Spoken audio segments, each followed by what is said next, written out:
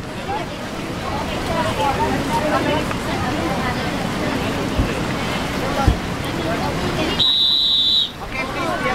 good morning. Good morning. Ready na ba lahat? Yes. Okay, check your gamit muna. From helmet, nakabag ba yan lahat? Yes.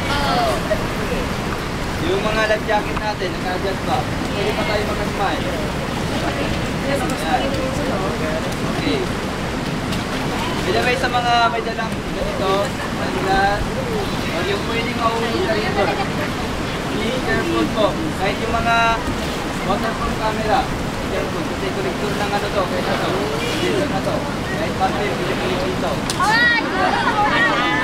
Ibangkan inyong marpin. Careful po. Kasi minsan na ipagdaan natin. Hirap niya ipabalik. Okay?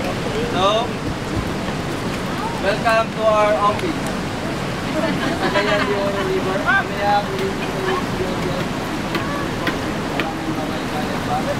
okay? So, start here is about 12.9 kilometers yung run natin going down sa endpoint natin mamaya.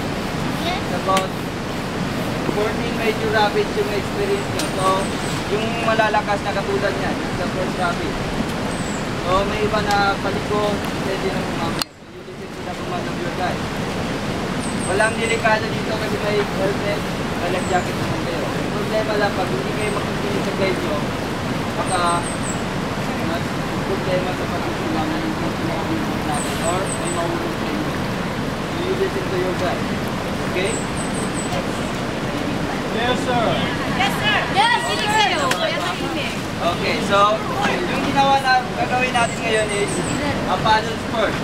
Hindi lang yung guys yung nagpapaddle, pati kayo yung magpapaddle. So kayo pa yung magbabayad, kayo pa yung magpapaddle. Pero hindi naman yung not that hard. Yung pang-Facebook lang to. Yung tayo. Diba? Yung sabay-sabay. Sabay sa command ng guide nyo. Diba? Okay, ito yung paddle natin. Yun yung paddle. Mamaya, yun, you handle this one properly. Isa to sa pinakadelikadong gamit na dala natin. May chance na pwede tumama sa kasama natin or sa ilong nyo. Careful po. Kasi ito yung tatama sa malakas na pressure ng region. Nakunan ko yung nag-vivi. Mamaya na okay? Or hindi na kung dito yung tubig nyo. Dito lang yung paghawak. Ang tigris ang nagawa ulit. Ito yung paghawak. Yung ano niya, kapag hindi pa nito tayo dito. Hindi pa nito na rin dito yung camera. Okay? The big for today is Bujik. Beginner course. Gano'n ba kayo sa'yo mo dun? Mamaya yung guys sigaw or padding o sa mga kumanya, hindi siya galit. Pero kailangan lang ma-emphasize yung kuman namin pag maingay na dun sa rabbit mamaya. So, sabi ng guys mamaya forward, you dip your paddle more than sa half para mapino yung tubig. Then,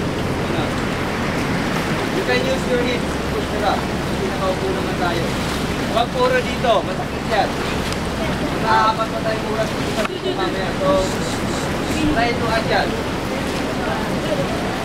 Then next is yung mas faster, mas quicker. Pag sabi ng guide, hard paddle or hard forward, ibig sabihin kailangan mas mabilis yung pag-paddle natin para mas malakas yung maneuvering ng boat natin para maiwasan yung mga obstacles.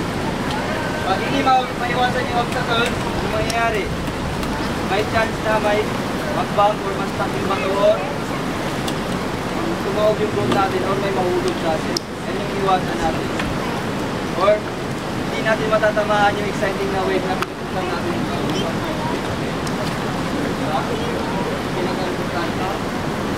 Yung next is yung back paddle. Yung back paddle, yung reverse.